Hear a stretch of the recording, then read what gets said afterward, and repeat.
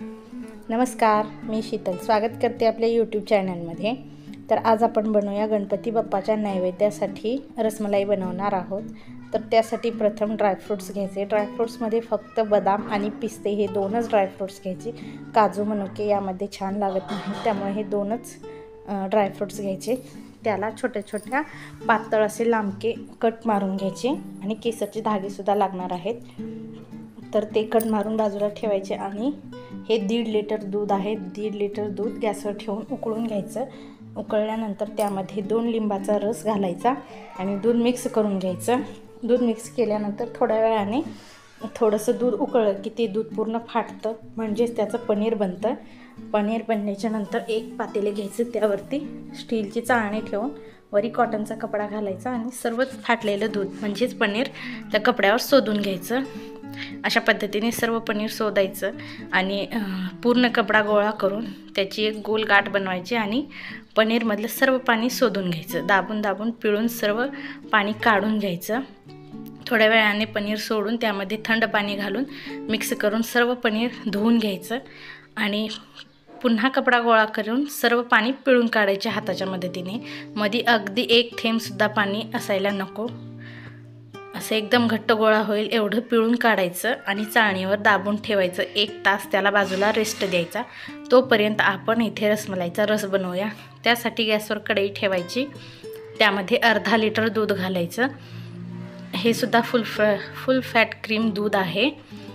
अर्धा लिटर दूध घेऊन त्यामध्ये तुम्हाला कितपत गोड हवा आहे त्यानुसार साखर घालायची आणि थोडीशी विलायची घालायची फ्लेवरसाठी आणि आपण कट केलेले ड्रायफ्रूट्स घालायचे आणि दूध उकळून घ्यायचं। अगदी याची रबडी बनवायची नाही, घट्ट करायचं नाही। 5 ते 10 मिनिटं दूध उकळून शिजवून घ्यायचं। त्यामध्ये थोडेसे केसरचे धागे घालायचे आणि मग दुधामध्ये थोडा येलो कलर यावा, रसमलाईसारखा दिसावा, त्यासाठी येलो जेल कलर घालत आहे। तुम्ही तुमच्याकडे जो असेल तो घालू शकता, ती पावडर कलर किंवा लिक्विड कलरसुद्धा घालू शकता। त्याच्याने रसमलाईला कलर खूप छान येतो। 1 तासानंतर पनीर थंड झाल्याने एका ताटात काढून घ्यायचं। पूर्ण पनीर हाताच्या मदतीने ताटाला घासत मळून घ्यायचं। अगदी सॉफ्ट कापसासारखा गोळा झाला पाहिजे। पनीरमधून तेल सुटून जर आपल्या हाताला लागत असेल तर समजायचं गोळा पूर्ण आपला मळून तयार झालेला आहे। त्याचे छोटे छोटे गोळे बनवायचे आणि रसमलाईचा आकार देऊन रसमलाई बनवून घ्यायच्या हातावर। असं कडनी चिरा पडल्या नाही पाहिजेत, एकदम सॉफ्ट अशा रसमलाई गोल गोल। ते बघा हाताला तेल लागत आहे म्हणजे आपला गोळा तयार आहे। रसमलाई सर्व याच पद्धतीने बनवून घ्यायच्या। मी 2 बनवून दाखवले आहेत। अगदी या पद्धतीने सर्व रसमलाई बनवून घ्यायच्या आणि बाजूला ठेवायचं। इकडे कढईमध्ये पाव किलो म्हणजे 1 कप साखर घालायची आणि त्याच कपाने 3 कप पाणी घालायचं। गॅस चालू करून सर्व पाणी साखर मिक्स करून घ्यायचं आणि हलवून घ्यायचं, ढवळून घ्यायचं। एकदा पाण्याला उकळी आली की सर्व रसमलाई आपण केलेल्या उकळत्या पाण्यामध्ये सोडून द्यायच्या आणि 15 ते 20 मिनिट अगदी शिजवून घ्यायच्या। जास्त वेळ शिजवायचं नाही, त्याच्याने रसमलाई चिवट होते आणि रसमलाईचा रस शोषून घेत नाही। अगदी 15 ते 20 मिनिट भरपूर होतील याला शिजवायला, परफेक्ट शिजली जाईल। 15 ते 20 मिनिटांनी काढायचे आणि गॅस बंद करून घ्यायचा आणि रसमलाई थोडीशी कोमट करून घ्यायची। कोमट झाल्यानंतर एका दुसऱ्या भांड्यामध्ये थंड पाणी घ्यायचं। अगदी बर्फाचं जरी घेतलं तरी चालेल। त्यामध्ये सर्व कोमट झालेल्या रसमलाई पिळून काढायच्या आणि थंड पाण्यात घालायच्या।